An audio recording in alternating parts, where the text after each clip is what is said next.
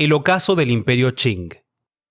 Pekín, 1900. La capital estaba sumida en el caos. Tropas extranjeras avanzaban hacia la ciudad prohibida, mientras el humo se elevaba sobre los complejos imperiales saqueados por fuerzas europeas, japonesas y estadounidenses. La dinastía Qing, que había sostenido el orden dinástico en China durante más de 2 siglos, observaba impotente cómo su imperio se desmoronaba. Pero su declive no comenzó en ese momento. A lo largo del siglo XIX, el Imperio Qing sufrió un progresivo deterioro marcado por crisis internas, rebeliones devastadoras y una creciente subordinación a las potencias extranjeras. Entre 1700 y 1850, la población china creció de unos 150 a más de 400 millones de personas. Sin embargo, ese crecimiento no fue acompañado por un aumento proporcional en la producción agrícola ni por reformas que fortalecieran la administración imperial. Aunque se introdujeron mejoras técnicas, la fragmentación de la tierra y la sobreexplotación del suelo limitaron su impacto. Con el tiempo, la presión sobre los recursos, las hambrunas y las migraciones internas intensificaron las tensiones sociales en un imperio que ya mostraba claros signos de descomposición administrativa y territorial. Estas tensiones desembocaron en una serie de insurrecciones que pusieron en jaque a la dinastía. La más devastadora fue la rebelión Taiping, encabezada por Hong Xiaochuan, quien se proclamó hermano menor de Jesucristo y estableció el reino celestial de la Gran Paz en Nankín. Su ejército, formado por campesinos empobrecidos, artesanos y ex soldados, llegó a controlar amplias regiones del sur. La guerra civil que siguió, con un saldo estimado de más de 20 millones de muertos, se convirtió en uno de los conflictos más sangrientos del siglo XIX. A esta rebelión le siguieron otros levantamientos que continuaron debilitando el régimen. La rebelión de Nian en el norte y las insurrecciones musulmanas de Yunnan y Xinjiang evidenciaron la creciente incapacidad del imperio para mantener el control territorial. Aunque el gobierno manchú logró sofocarlas, las consecuencias fueron catastróficas. El ejército quedó exhausto, las finanzas colapsaron y el poder central se volvió cada vez más dependiente de caudillos militares regionales.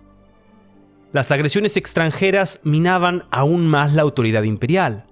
Las derrotas en las guerras del opio supusieron una humillación histórica. La prohibición del comercio de opio y la confiscación de cargamentos británicos desataron el primer conflicto que culminó con la cesión de Hong Kong y la apertura forzada de puertos. La Segunda Guerra, liderada por una coalición anglo-francesa, incluyó la invasión de Pekín y el saqueo del Palacio de Verano, imponiendo nuevos tratados desiguales que ampliaron la presencia occidental en el país. Tras estas humillaciones, los Qing intentaron modernizar el imperio a través del movimiento de autofortalecimiento, que promovía la adopción de tecnología militar y métodos industriales occidentales, aunque sin alterar las estructuras políticas ni los valores confucianos. Sin embargo, la resistencia de los sectores conservadores, la corrupción interna y la falta de una reforma institucional real limitaron seriamente sus resultados. La fragilidad del régimen quedó aún más expuesta tras la derrota frente a Japón en la Primera Guerra Sino-Japonesa de 1895. Mientras China permanecía estancada, Japón había modernizado su economía y su ejército bajo la restauración Meiji. La dinastía Qing perdió Taiwán y su influencia sobre Corea, agravando el desprestigio interno y externo de la dinastía. En un intento más audaz por revertir esta situación, el emperador Guangxu impulsó la reforma de los 100 días, un ambicioso programa de modernización inspirado en modelos occidentales. Pero la emperatriz viuda Cixi, apoyada por sectores conservadores, lo puso bajo arresto y desmanteló las reformas. El episodio marcó no solo el fracaso de la modernización desde adentro, sino también la fractura interna de la élite gobernante. A fines de siglo, la indignación ante la injerencia extranjera desembocó en la rebelión Boxer, un levantamiento impulsado por la sociedad secreta Yihechuan que dirigió su violencia contra misioneros y comunidades cristianas chinas, vistas como agentes del imperialismo. Al principio, el gobierno Qing intentó mantenerse al margen, pero ante la presión popular, Cixi decidió respaldar el movimiento en un intento desesperado por reafirmar su autoridad. El levantamiento fue aplastado por una coalición de 8 potencias que ocuparon Pekín e impusieron severas sanciones económicas y militares. Mientras tanto, el descontento social y el nacionalismo seguían en ascenso. En 1905, el boicot contra productores estadounidenses, en respuesta a las leyes de exclusión de inmigrantes chinos, reflejó una nueva conciencia política en sectores urbanos y mercantiles. Ese mismo año, Sun Yat-sen logró unificar diversas agrupaciones revolucionarias en la Liga Revolucionaria China, con el objetivo de derrocar la monarquía y establecer una república basada en 3 principios: nacionalismo, democracia y bienestar del pueblo. La crisis final estalló el 10 de octubre de 1911 con el levantamiento de Wuchang, provocado por la explosión accidental de un arsenal revolucionario que reveló los planes insurreccionales. En lugar de disolverse, los insurgentes tomaron la ciudad y la revuelta se expandió rápidamente. En pocas semanas, varias provincias proclamaron su independencia del poder imperial. La corte, en estado de desesperación, recurrió al general Yuan Shikai, antiguo gobernador y comandante del poderoso ejército de Beiyang, la fuerza militar más moderna y disciplinada del imperio. Yuan era el único con capacidad real para restaurar el orden. Sin embargo, en lugar de aplastar la revolución, optó por intermediar entre la dinastía y los líderes revolucionarios, buscando una salida negociada al conflicto. Al mismo tiempo, supo capitalizar su posición para asegurarse un papel central en el nuevo régimen. El 12 de febrero de 1912, la emperatriz viuda Longyu firmó la abdicación del emperador Puyi, poniendo fin a más de 2000 años de monarquía imperial. Así nacía la República de China, en medio de incertidumbres, promesas reformistas y tensiones irresueltas. La República China y la fragmentación. La proclamación de la República en 1912 no trajo consigo el orden político que muchos esperaban. Aunque inspirada en un modelo parlamentario liberal, la nueva administración nació débil, sin apoyo real entre los líderes militares ni entre los poderosos jefes regionales. Sun Yat-sen, principal ideólogo de la revolución, fue nombrado presidente provisional, pero su mandato duró apenas unos meses. Sin una base militar que respaldara su liderazgo, renunció a favor de Yuan Shikai, en un intento por asegurar una transición estable hacia el nuevo orden republicano. Desde sus inicios, la república quedó así atrapada en una pugna de poder entre ambos hombres, uno con la autoridad simbólica de la revolución, el otro con el poder efectivo de las armas. Entre diciembre de 1912 y enero de 1913 se celebraron las elecciones para la Asamblea Nacional, el primer intento de institucionalizar la vida política bajo la nueva república. El Partido Nacionalista, el Kuomintang, fundado por Sun, obtuvo una mayoría clara. Su principal figura, Song Jiaorien, se perfilaba como primer ministro, pero fue asesinado antes de asumir el cargo.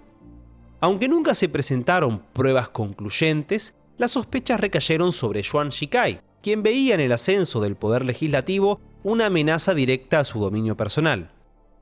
Convencido de que la república había sido traicionada, Sun Yat-sen organizó un levantamiento fallido conocido como la Segunda Revolución. Sin apoyo militar suficiente, fue rápidamente derrotado y obligado a exiliarse en Japón. Yuan, por su parte, disolvió el parlamento y legalizó al Kuomintang y gobernó por decreto desde Pekín. En la práctica, el gobierno central apenas tenía autoridad fuera de la capital. Muchas provincias estaban controladas por comandantes militares con amplia autonomía. Para sostenerse, Yuan recurrió a préstamos de potencias extranjeras, lo que incrementó la dependencia financiera del país y generó un creciente rechazo entre los sectores nacionalistas. La situación se agravó en 1915, cuando Japón impuso las 21 demandas, una serie de exigencias que ampliaban su influencia sobre el territorio chino. Yuan aceptó la mayoría de ellas y su legitimidad se desplomó. Ese mismo año cometió un error fatal. Se proclamó emperador de una nueva dinastía. La medida provocó el rechazo casi unánime, incluso entre sus antiguos aliados. Diversos caudillos se alzaron en armas durante la llamada Guerra de Protección Nacional, y Yuan, aislado y debilitado, abandonó su intento imperial tras solo 3 meses. Murió en junio de 1916, no derrotado por invasores extranjeros, sino por su propia ambición. Su muerte dejó un vacío de poder que aceleró el colapso institucional del frágil Estado republicano y dio paso a una progresiva fragmentación política y militar. La presidencia pasó entonces a Li Yuanhong, un militar de carrera pero sin base de poder propia. Quien realmente ejercía el poder era el general Duan Qirui, primer ministro y líder de la camarilla Anhui, apoyado por buena parte del ejército de Beiyang.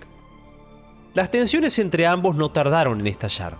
Duan impulsaba una política exterior más agresiva, favorable a que China se uniera a la Entente y declarara la guerra a Alemania, con la esperanza de obtener reconocimiento internacional y nuevos préstamos. Li se opuso, temiendo un incremento de la influencia japonesa. La disputa escaló hasta que el presidente destituyó a Duan, pero este reaccionó movilizando a sus aliados militares y cercando al gobierno. En ese clima de tensión ocurrió un episodio insólito. En julio de 1917, el general monárquico Shang Tsung marchó con sus tropas hacia Pekín para restaurar la dinastía Qing con el joven Puyi a la cabeza. La restauración manchú fue efímera. Las tropas leales a la República, encabezadas por Duan, bombardearon la ciudad prohibida y sofocaron el intento sin mayores dificultades. Li Yuanhong, completamente desacreditado, dimitió. La presidencia recayó en Feng Guoshang, líder de la camarilla Zili y vicepresidente hasta ese entonces. Aunque formalmente jefe de Estado, Feng debía compartir el poder con Duan, su rival político y militar. Ambos diferían no solo en sus ambiciones personales, sino también en su visión del país. Mientras Duan apostaba por reprimir militarmente a las provincias del sur, Feng favorecía una estrategia más moderada y diplomática. Para entonces, la república no era más que una fachada. El gobierno central carecía de autoridad efectiva y el país comenzó a fragmentarse en manos de distintas camarillas militares. Las 3 principales eran la camarilla de Zili, liderada inicialmente por Feng Guoshang y más tarde por Cao Kun y Wu Peifu, la camarilla de Anhui, encabezada por Dan Qirui, y la camarilla de Fengtian, dirigida por Zhang Zuolin desde Manchuria. Comenzaba así la era de los señores de la guerra, un periodo marcado por alianzas volátiles, guerras intestinas y el desmembramiento territorial de China. Durante los años siguientes, las distintas camarillas se enfrentaron en una sucesión de conflictos que sumieron al país en el caos. El norte de China se convirtió en un campo de batalla permanente sin que ninguna facción lograra imponer un dominio duradero. Mientras tanto, en el sur, Sun Yat-sen consolidó un gobierno rival en Cantón bajo la bandera del Kuomintang, con el objetivo declarado de reunificar China bajo un nuevo proyecto nacional. En medio del colapso institucional y la fragmentación territorial, comenzaba a perfilarse una nueva dimensión del conflicto. Ya no se trataba solo de controlar regiones, sino de definir el rumbo ideológico e histórico de la nación. 2 caminos para China: nacionalismo y comunismo. A comienzos de 1919, mientras las disputas entre caudillos militares fragmentaban el poder en el norte de China, algo distinto comenzaba a agitarse en las calles. El 4 de mayo, miles de estudiantes universitarios se manifestaron en Pekín contra las decisiones del Tratado de Versalles, que otorgaba a Japón los antiguos territorios alemanes en la provincia de Shandong. Las protestas, con un marcado tono antiimperialista, pronto se extendieron a otras ciudades y movilizaron a comerciantes, profesores, periodistas y trabajadores. Aquel estallido marcó el inicio del movimiento del 4 de mayo, que combinó la agitación política con una intensa efervescencia cultural. Jóvenes iconoclastas comenzaron a cuestionar las tradiciones confucianas y las estructuras del viejo orden, mientras impulsaban una modernización inspirada en modelos occidentales.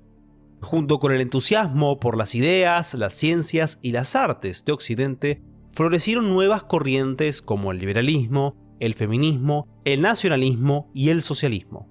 En este clima, influido por la Revolución Rusa y con el respaldo de la Tercera Internacional, se fundó en 1921 el Partido Comunista Chino.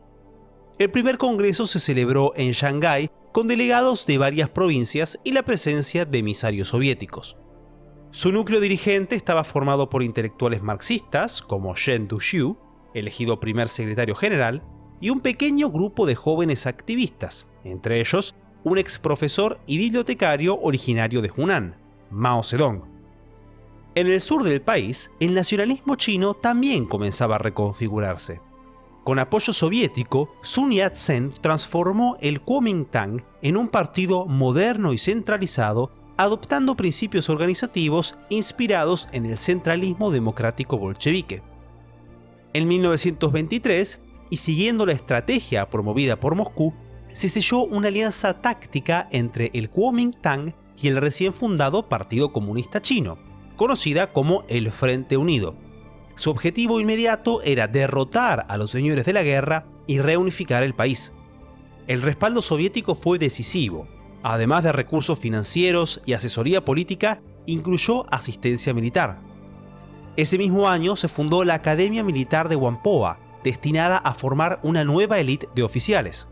Su primer director fue Chiang Kai-shek, un militar formado en Japón que comenzaba a acercarse al círculo de confianza de Sun.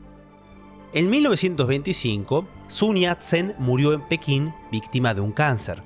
Su fallecimiento dejó al Kuomintang sin una conducción clara. Aunque no había una sucesión formal establecida, Chiang Kai-shek, que se había consolidado como una figura destacada dentro del aparato militar del partido, logró imponerse progresivamente como nuevo líder. Mientras tanto, en el norte, la inestabilidad persistía. Tras la derrota de Duan Shirui en 1920, las camarillas de Zili y Fengtian se disputaron el control de Pekín en sucesivas guerras devastadoras. En 1924, cuando Zili parecía cerca de la victoria, el general Feng Yuxiang, hasta entonces aliado de esa facción, traicionó a sus propios compañeros y dio un golpe de estado en la capital, derrocando al presidente Cao Kun. La traición de Feng precipitó la caída de la camarilla Zili y permitió a Zhang Zuolin, líder de la camarilla Fengtian, establecer su dominio sobre el norte. China seguía fragmentada y exhausta, lo que allanó el camino para la expedición del norte, una campaña militar encabezada por Chiang Kai-shek y apoyada por la Unión Soviética que buscaba derrotar a los señores de la guerra y reunificar el país. En 1927, mientras el Kuomintang consolidaba su avance hacia el norte, las tensiones dentro del Frente Unido se volvieron insostenibles. La creciente influencia comunista en sindicatos, ligas campesinas y en el ala izquierda del partido generaba preocupación entre los sectores más conservadores del Kuomintang. Aunque la alianza había sido concebida como táctica, muchos líderes nacionalistas temían que el Partido Comunista intentara tomar el control del movimiento revolucionario. En abril de ese año, Chiang Kai-shek rompió la alianza y ordenó una purga violenta en Shanghái contra comunistas y simpatizantes de izquierda. Miles fueron arrestados, ejecutados o desaparecidos en lo que se conoce como la masacre de Shanghái. Los comunistas, debilitados y perseguidos, se replegaron hacia las zonas rurales del sur.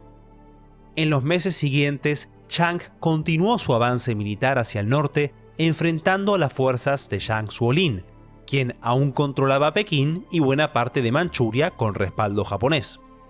En junio de 1928, tras una serie de derrotas, Zhang decidió retirarse hacia Manchuria, pero en el trayecto fue asesinado por oficiales del ejército japonés frustrados con su desempeño y temerosos de perder influencia en la región. El atentado, perpetrado sin autorización oficial, tuvo el efecto contrario al que esperaban. Tras su muerte, su hijo Zhang Xueliang asumió el control de Manchuria. Sin acusar abiertamente a los japoneses, juró lealtad a Chiang Kai-shek, allanando el camino para la reunificación nominal de China bajo el Kuomintang. Poco después, las tropas nacionalistas entraron en Pekín sin encontrar resistencia. La ciudad fue rebautizada como Beiping, Paz del Norte, mientras que Nankín fue establecida como la nueva capital de la República, marcando una ruptura simbólica con el pasado imperial. Como emblema de la unificación, se adoptó una nueva bandera nacional: cielo azul, sol blanco y tierra roja. El símbolo del Kuomintang pasaba así a representar a toda la nación. Tras décadas de decadencia imperial, guerras civiles y fragmentación, China volvía a estar, al menos en papel, unificada bajo un solo gobierno que controlaba la mayor parte del país. Pero la calma sería breve.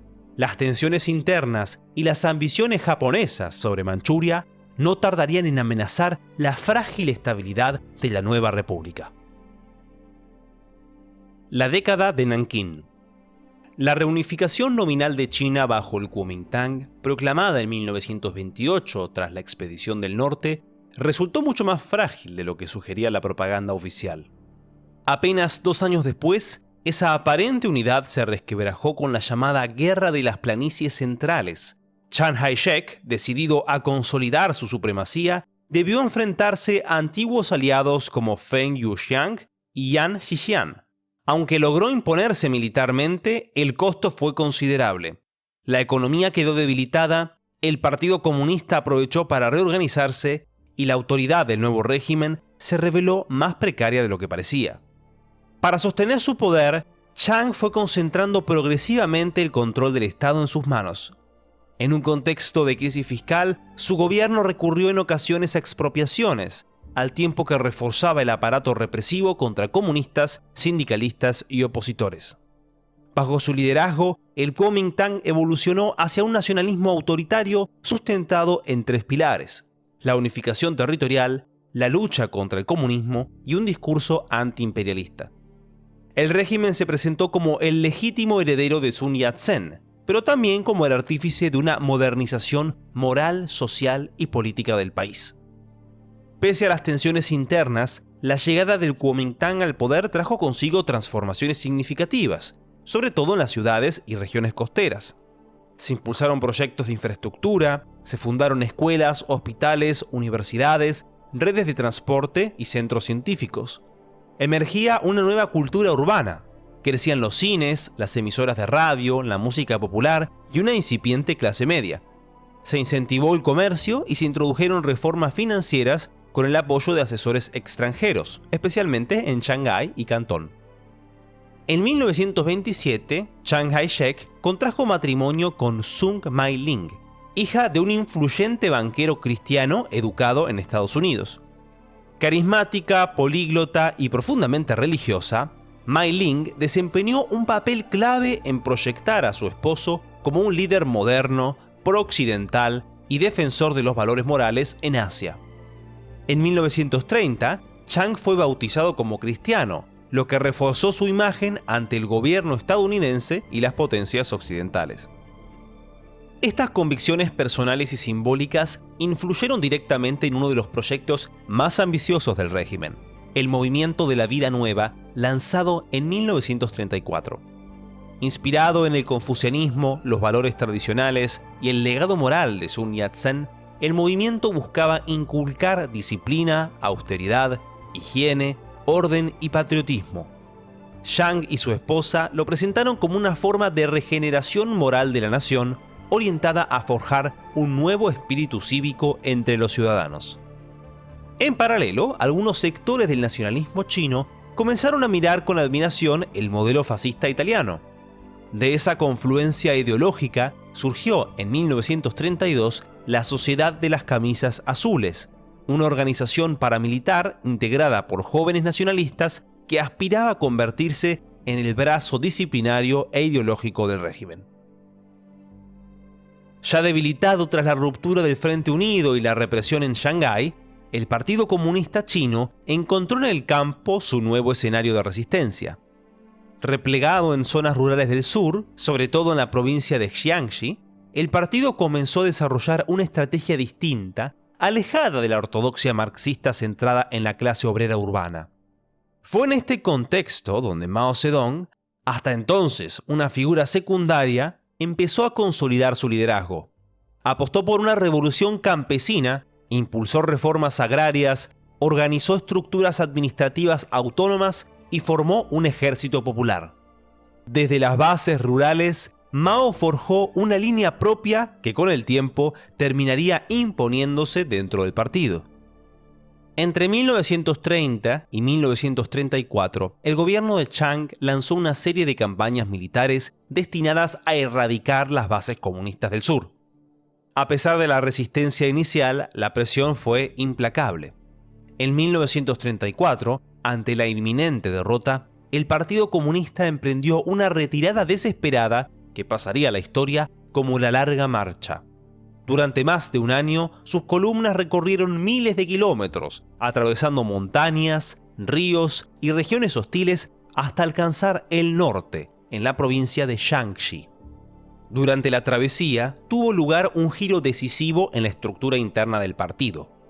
En una reunión celebrada en la ciudad de Sunji, Mao Zedong logró desplazar a la dirección prosoviética y comenzó a consolidar su posición como figura central en la conducción estratégica del movimiento.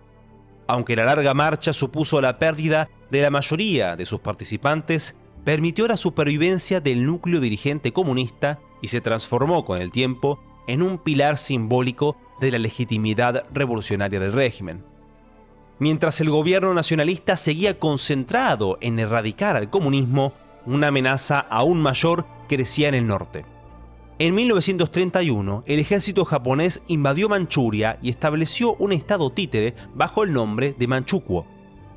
Para otorgarle una apariencia de legitimidad, los japoneses colocaron al frente del nuevo régimen a Puyi, el último emperador de la dinastía Qing, convertido en símbolo de restauración imperial dentro de un proyecto completamente subordinado a Tokio. A pesar de la agresión, Chiang Kai-shek evitó declarar la guerra. Su prioridad seguía siendo la unidad interna y la eliminación del Partido Comunista, una decisión que generó creciente malestar incluso dentro de su propio partido y entre sectores del ejército. La tensión alcanzó su punto máximo en diciembre de 1936, cuando el general Zhang Xueliang, frustrado por la pasividad del gobierno frente a Japón, tomó una decisión drástica. Secuestró a Chiang Kai-shek en la ciudad de Xi'an con el objetivo de forzar un cambio de estrategia. El incidente, que amenazaba con desencadenar una nueva guerra civil, fue resuelto tras intensas negociaciones en las que intervinieron tanto figuras del Kuomintang como emisarios comunistas, entre ellos Zhou Enlai. Finalmente, Chiang fue liberado y bajo presión accedió a suspender temporalmente las hostilidades internas para concentrarse en la amenaza japonesa. Así nació el Segundo Frente Unido. Nacionalistas y comunistas, enfrentados desde 1927, unían fuerzas para resistir la invasión japonesa. La guerra civil quedaba en suspenso, pero no resuelta. Y mientras el conflicto interno se congelaba momentáneamente, China se adentraba en el que sería el conflicto más sangriento de su historia moderna, la Segunda Guerra Sino-Japonesa. China bajo dos frentes. El 7 de julio de 1937, un tiroteo entre soldados chinos y japoneses en el puente de Marco Polo, al suroeste de Pekín, desencadenó una guerra total. Lo que en apariencia fue un incidente menor no se resolvió mediante negociaciones. Por el contrario, en cuestión de días, el imperio japonés lanzó una ofensiva a gran escala. Comenzaba así la Segunda Guerra Sino-Japonesa. Aunque Chiang Kai-shek no deseaba un conflicto prolongado, tampoco estaba dispuesto a tolerar nuevas agresiones. Desde la invasión de Manchuria en 1931, Japón había consolidado su presencia en el norte sin enfrentar una resistencia seria y había creado un estado títere en Mongolia Interior, Menjiang. La ofensiva sobre Shanghái y otras regiones del norte no dejaba dudas sobre las ambiciones expansivas del imperio. Para Chiang, la respuesta militar era arriesgada pero inevitable. Tras la caída de Beiping, Tianjin y Shanghái, los japoneses avanzaron sobre Nankín, entonces capital del gobierno nacionalista. En diciembre de 1937, la ciudad fue tomada. Lo que siguió fue una de las peores atrocidades del siglo XX, la masacre de Nankín. Durante más de 6 semanas, las tropas imperiales llevaron a cabo ejecuciones masivas, violaciones sistemáticas y saqueos generalizados.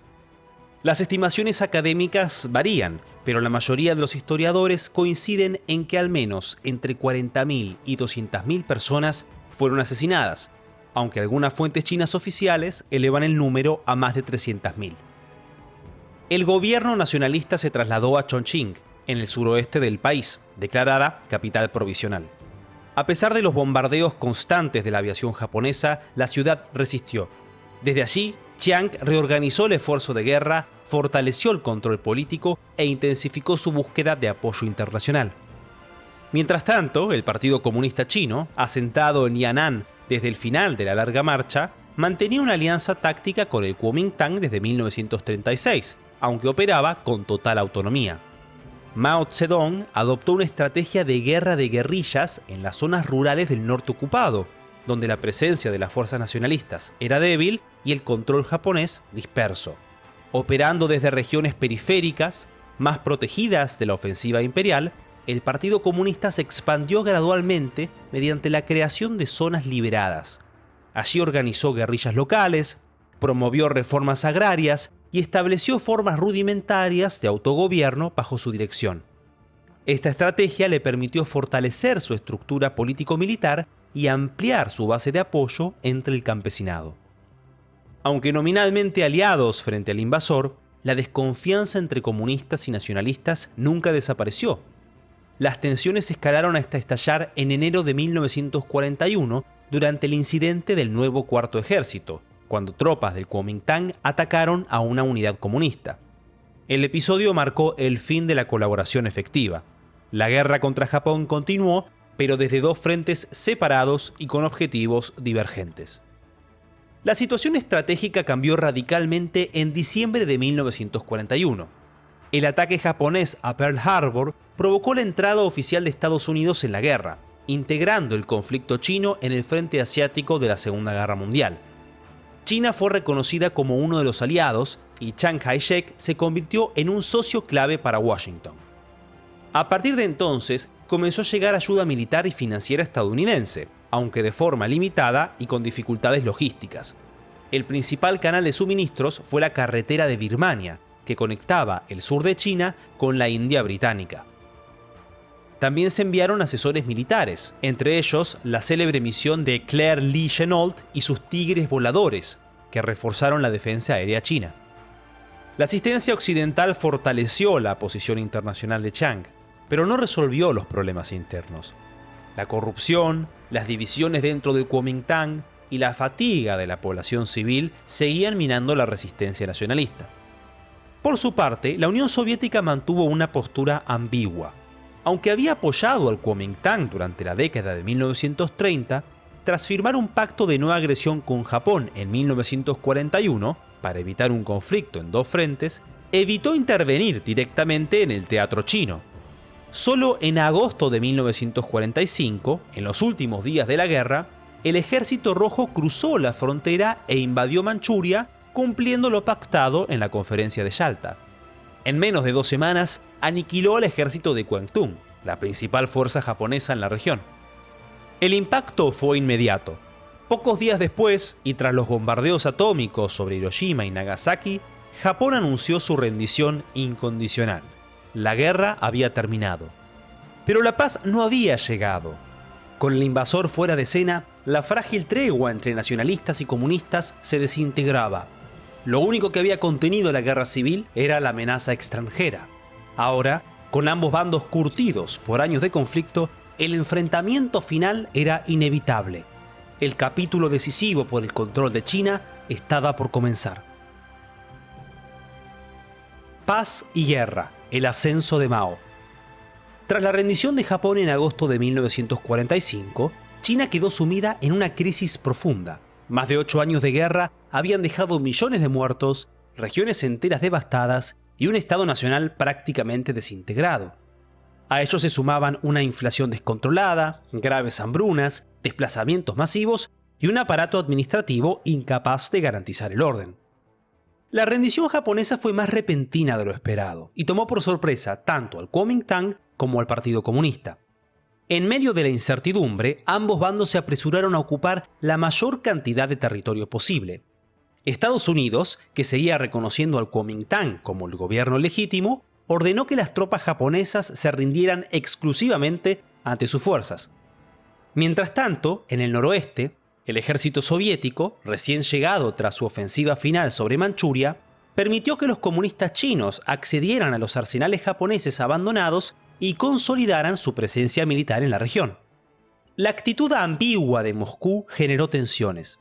Por un lado, Stalin proclamó públicamente su apoyo a Chiang Kai-shek y firmó con él el Tratado de Amistad y Alianza Chino-Soviético, comprometiéndose a respetar la soberanía del gobierno nacionalista y a devolver Manchuria. Por otro lado, permitió discretamente que los comunistas ocuparan zonas estratégicas y expandieran su control en el norte. Esta ambivalencia le permitía mantener influencia en ambos bandos y condicionar los términos de una eventual unificación china.